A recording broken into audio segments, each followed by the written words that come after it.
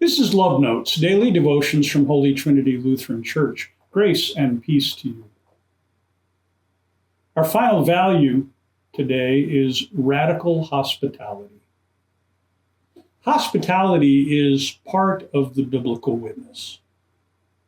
Perhaps because the people of Israel, who wandered in the wilderness and who were aliens in the land of Egypt, know what it means not to receive hospitality. They make sure that the stranger, the widow, the orphan, the resident alien among them are always to be cared for. They don't worry about who deserves, who's in and who's out. They offer hospitality. The stories of Abraham and all of the patriarchs and matriarchs is one of welcoming people who are in the wilderness in to receive what they need to sustain them from day to day.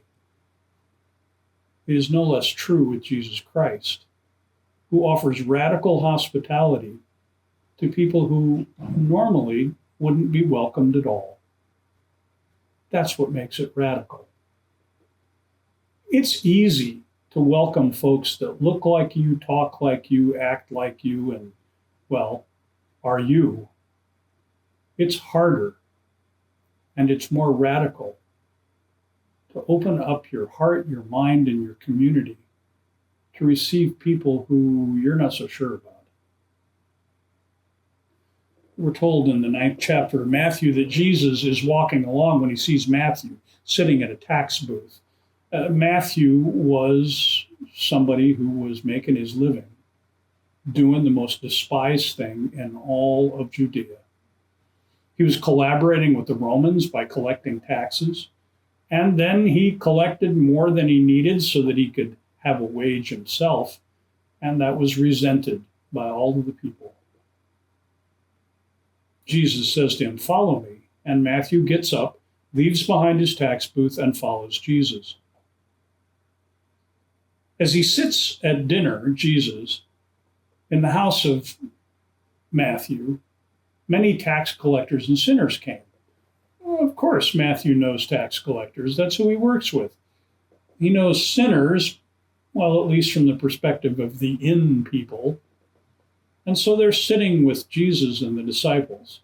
And the Pharisees, the religious leaders, the people who are on the inside, the right people, well, they say to his disciples, "Why does your teacher eat with tax collectors and sinners?"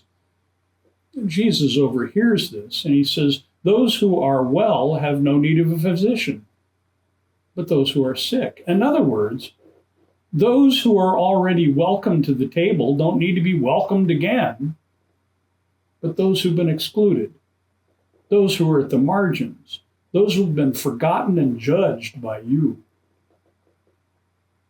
Go and learn what this means. I desire mercy, not sacrifice. In other words, Pharisees, when you read the law, when you interpret the scriptures, look for the mercy, not for the rule that's been violated.